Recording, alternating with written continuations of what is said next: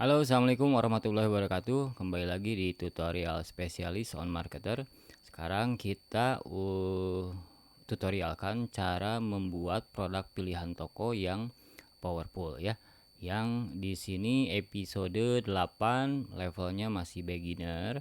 Cara menentukan produk pilihan toko yang powerful ya. Di sini kita coba bedah ya. Masuk ke seller center, ada pusat promosi di sini ya. Pusat promosi diklik, terus di bagian paling bawah ya ada tingkatkan kunjungan ke toko. Nah, otomatis berarti produk pilihan toko ini berfungsi untuk meningkatkan kunjungan ke dalam toko ya. Berarti traffic juga nih ya, produk pilihan toko. Nah, terus gimana kita menentukan produk pilihan toko yang memang kita masukkan untuk diperlihatkan ke pembeli ya. Nah, pertama-tama kita juga harus tahu fungsi produk pilihan toko itu tampilnya di mana dan seperti apa. Gitu. Nah, kita masuk misalkan cari baju anak misalkan ya. Taruhlah yang kita coba klik yang ini. Nah, produk pilihan toko ini ketika pembeli visit ke dalam toko ya, ke dalam produk teman-teman yang tampil di halaman produk. Nah, ini di bawahnya itu, di sampingnya ini kalau di web ya, ini ada produk pilihan toko tampil seperti ini. Nah, ini juga berarti kan satu produk, kalau misalkan produk ini yang diiklankan, otomatis produk ini pun masuk kategori ya, masuk kategori mendapatkan exposure atas iklan satu produk ini gitu ya. Jadi, nah ini juga misalkan banyak yang direkomendasikan oleh Shopee juga gitu ya di sini tuh. Nah, terus bagaimana kita menentukan untuk produk pilihan toko?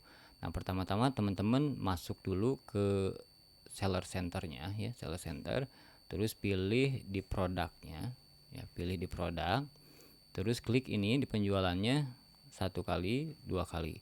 Nah, ini bakal menyusun produk-produk yang paling terlaris gitu. 1, 2, 3, 4, 5. Nah, ini terlaris pertama, kedua, ketiga, keempat, dan kelima gitu ya. Nah, teman-teman dari sini bisa mengambil kesimpulan nih, 5 produk yang best seller ya, yang penjualannya paling tinggi, masukkan ke dalam produk pilihan toko gitu ya. Masukkan ke produk pilihan toko. Nah, setelah mengetahui teman-teman produk mana yang paling laris penjualannya, teman-teman masuk lagi ke sini lalu pilih produk pilihan toko. Nah, di sini tinggal buat aja teman-teman. Nah, tinggal buat seperti ini ya. Taruhlah ini best seller, atau misalkan flash sale cuci gudang lah. Jadi teman-teman bisa buat bermacam-macam strategi sebenarnya. Nah, terus klik tambah produk. Pilih produk yang tadi sudah jadi best seller ya. Pilih produk yang tadi sudah jadi best seller. Sorry.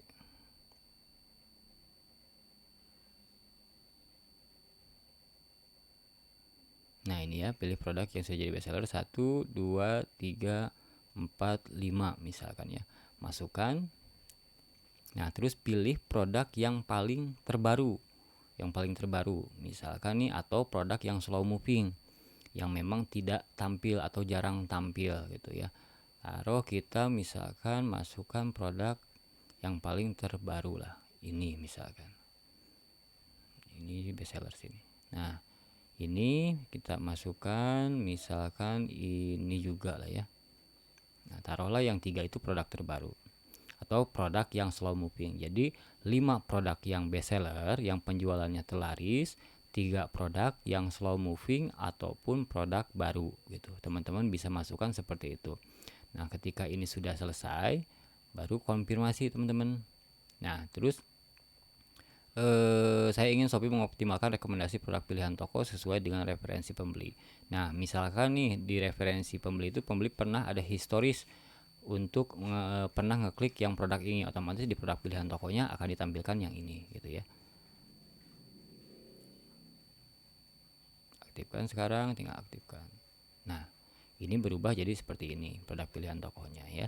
Jadi teman-teman juga bisa dikombinasikan kalau misalkan ini untuk cuci gudang, ini untuk yang bestseller, karena bestseller teman-teman misalkan banyak, bisa diganti-ganti tuh ya. Jadi misalkan nih 3 hari sekali ganti produknya yang bestseller misalkan, atau yang ini kurang nendang ganti sama yang ini misalkan ya, seperti itu.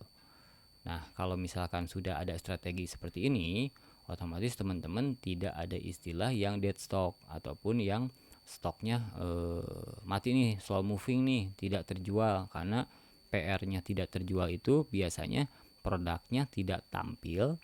Nah, ketika produk tidak tampil, oleh kitanya tidak ditampilkan gitu ya. Jadi seperti itu ya teman-teman ya.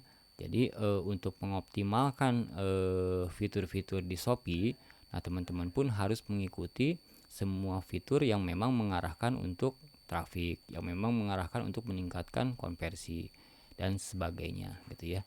Jadi di sini teman-teman harus sering-sering juga nih punya strategi-strategi baru penampilkan produk-produk yang memang tidak tampil atau belum terjual gitu ya.